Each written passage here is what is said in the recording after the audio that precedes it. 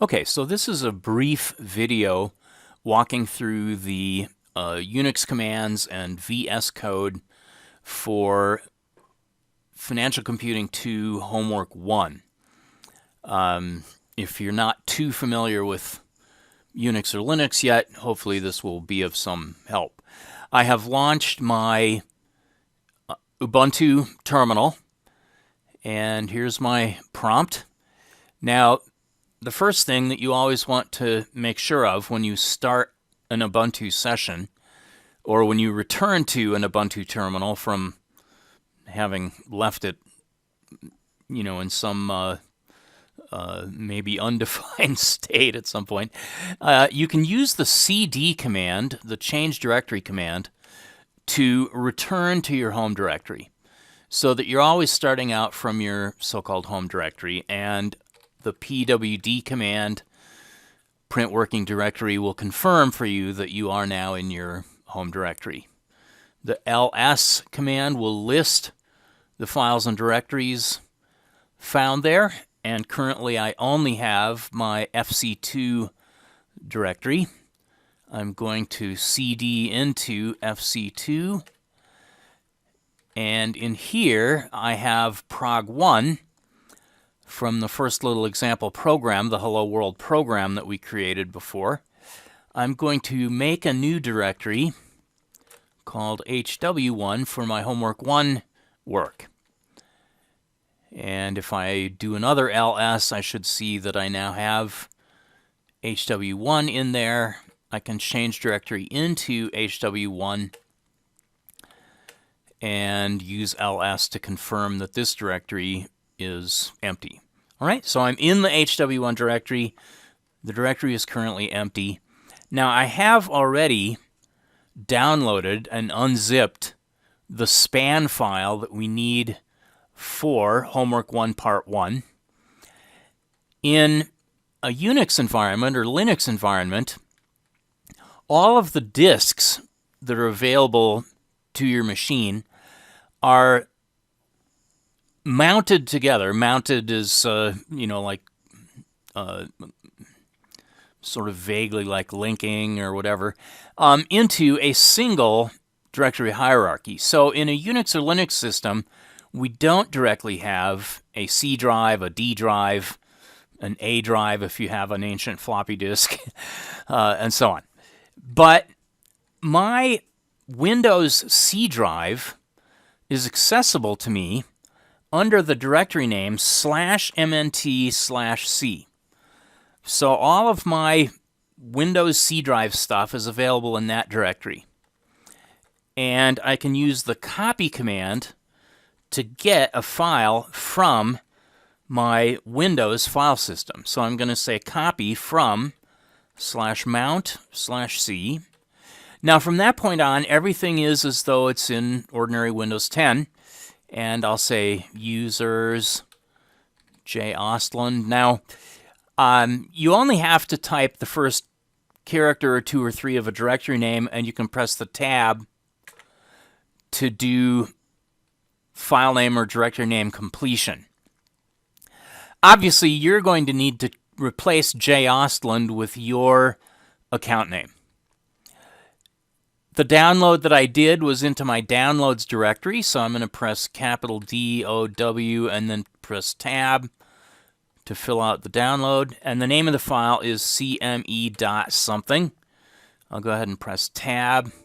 Now, I actually have some older span files in my downloads directory, so the autocomplete was only able to go out to 202. I'm going to have to type in 1 for 2021 and 01 for January of 2021. Now, I think I only have one span file from January of 2021, so I'll try hitting tab again. There we go. So there is my span file for January 15th of 2021. And the place that I want to copy that file to is my current directory.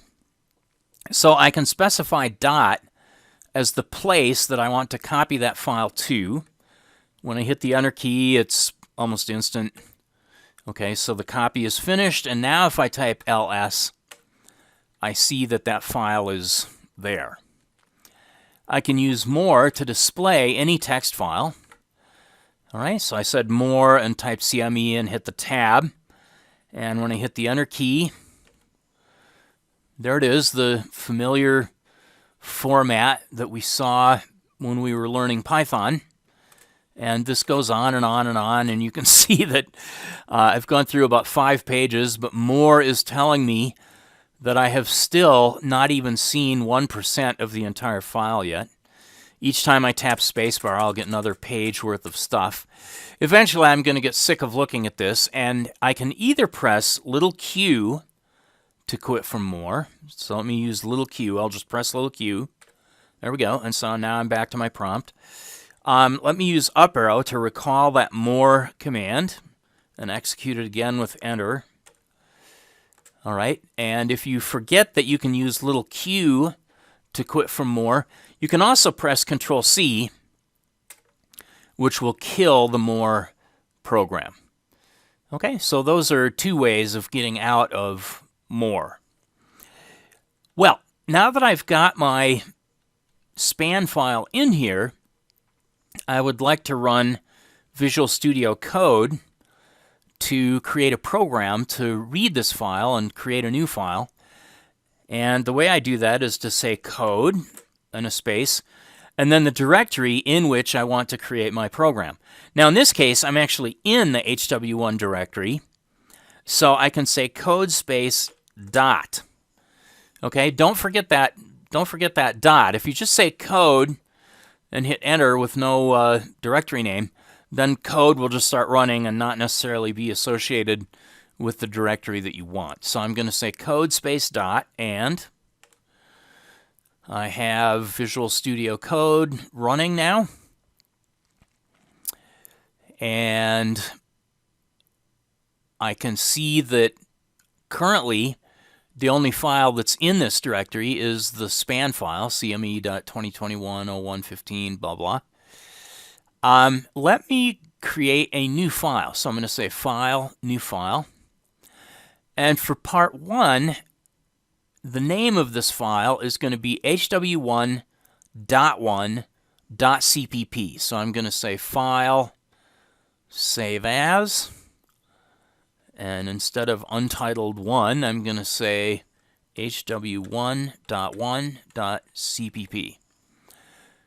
There are 3 parts to this homework, and so the other 2 programs that you'll create are hw1.2.cpp, hw1.3.cpp, but hw1.1 is what I want for the first part.